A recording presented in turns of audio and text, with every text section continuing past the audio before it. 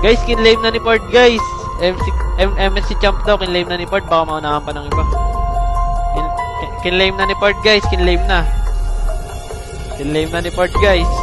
MSC champion daw, kinlame na. Para wala nang makauna. Talagang batak kong batak. Kaya nga diba, inabutan ko kayo ng umaga. 120 wins streak yata kayo, 170 something. Mga 120 yun alam ko eh. Oo, umagang-umaga nun. Tapos hindi ko makakalimutan yung nakakatsa ka nun, coach. Kadya na naka-teleport. Kadya na naka-teleport yun.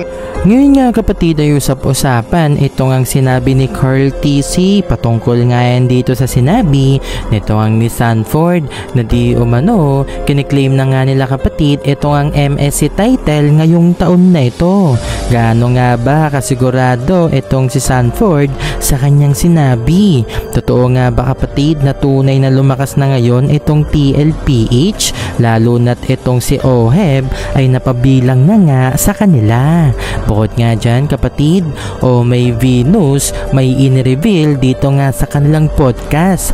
Umabot pala sa 120 win streak ang dati nilang prime dito nga sa RG sa kanilang ang paglalaro sa MPL. Sila may Venus nga ba ang may pinakamahabang win streak na pro player dito sa Pinas? Pag-uusapan natin yan sa araw na ito.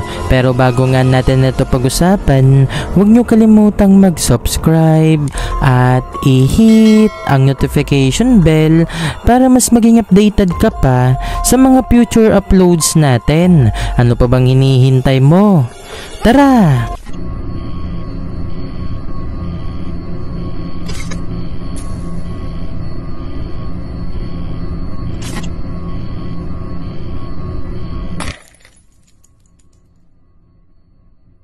Ngayon nga kapatid ay usap-usapan itong ang sinabi ni Sanford patungkol nga yan dito sa MSC 2025 na kung saan kapatid ang MSC title na lang talaga ang kulang dito nga kila Sanford para matawag na rin o mabansagang na ring GOAT dito nga sa MLBB dahil itong ang sila Sanford Carl TC kapatid ay nakakuha na nga yan ng kampyonato ng MPL pati na rin dito nga sa World Tournament ng Mobile Legends. Syempre kung makuha mo na nga yung MPL, M-Series at pati nga itong MSC kapatid, dito nga ay masasabi na rin na ikaw nga ay GOAT dito nga sa MLBB na kung saan kapatid, kakaunti pa lamang yung mga pro player na nakakuha ng bagay na yan.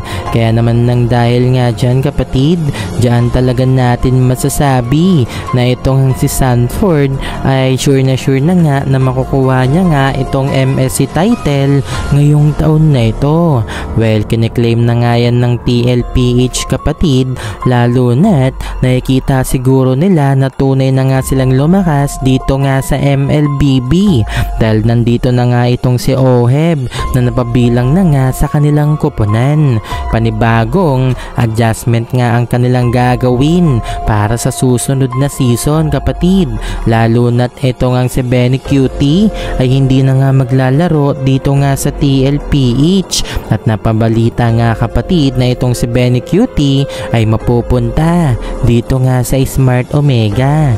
Pero hanggang ngayon ay tikom pa rin itong ang bibig ng TLPH dahil mukhang wala nga silang balak pakawalan itong ang si Benny QT dahil hindi pa rin nila ina-announce kapatid na itong ang si Benny QT ay wala na nga sa kanilang kuponan.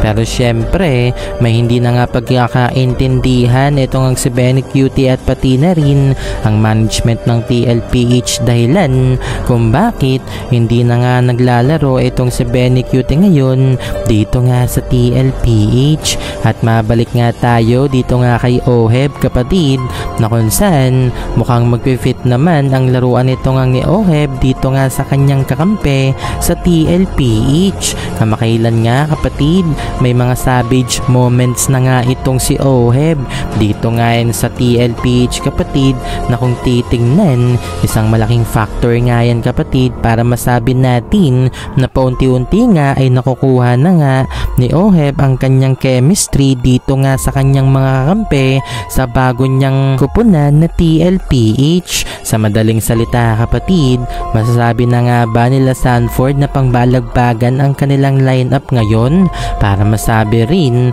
na makukuha na nga nila itong kampyonato dito nga sa MSC. Ilang season na rin kapatid naging mailap nga dito kay Carl TC itong MSC. Tandaan din natin na ito na lang talaga ang kulang dito nga kay Carl TC kapatid, ang makuha itong ang MSC title para nga maihintulad na nga siya dito nga kay Doc Ribo na halos nakuha na nga yung mga major tournament nito nga ni Mudton. Kahit sabihin natin kapatid na may dalawang kampyonato na nga itong si Carl TC dito nga sa World Tournament ng MLBB, iba pa rin syempre kung makuha mo na nga itong ang MSC title. Mayroon na kasing SEA Games title itong ang si Carl TC, syempre 2-time World Champ din itong ang si Carl TC, 2 beses na rin siya nakakuha ng kampyonato dito nga sa MPL. Sa madaling salita kapatid, MSC title na lang talaga ang kulang at si Carl TC na nga ay tataguri ang pinaka-GOAT dito nga sa buong mundo dahil syempre siya pa lamang ang nakakakuha ng 2 titulo ng World Tournament ng MLBB.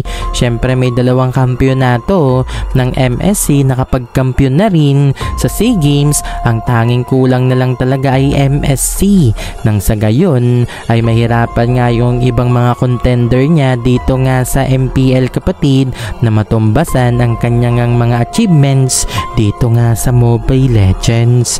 Kaya asahan din natin na makukuha na nga finally ng TLPH ang kanilang kampyonato. Sana dito nga sa MSC.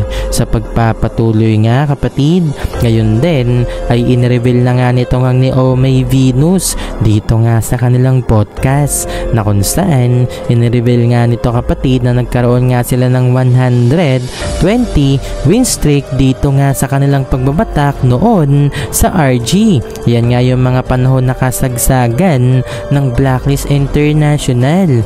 Tunay na malakas talaga itong ang Blacklist kapatid. Hindi rin sila matalo-talo noon dito nga sa MPL dahil nga sa kanilang Ubistrat na ipinakita.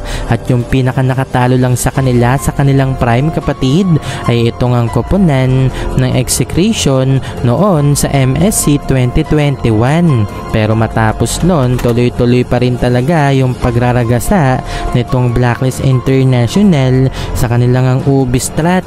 Na hirap ngang talunin ng ibang koponan dito nga sa MPL. Hindi lamang sa MPL kapatid na mayagpag itong ang Blacklist. Kahit nga sa mga international tournament noon ay talagang pinabilib nga tayo sa strat ng Blacklist kapatid at nagbigay nga sa atin ng mga kampyonato.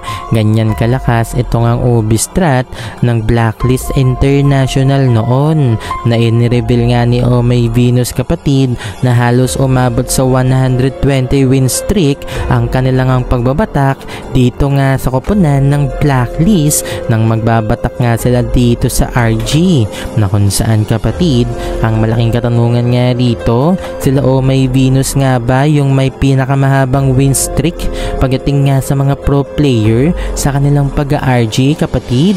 Well, malalaman natin yan dito nga yan sa mga komento ninyo kung may mga nakita pa kayo noon na may mahabang win streak dito nga sa RG ng Pinas. Syempre hindi rin naman naabot sa punto kapatid na magkakampiyon itong Blacklist nang wala lang. Kahit nga itong si Wise ay gumagamit pa noon ng utility tank jungler bago pa nga mauso yan dito nga sa MLBB kapatid. Kakaiba nga yung mga hero na ginagamit nitong ang ni Wise kapatid, kasagsagan noon ng assassins.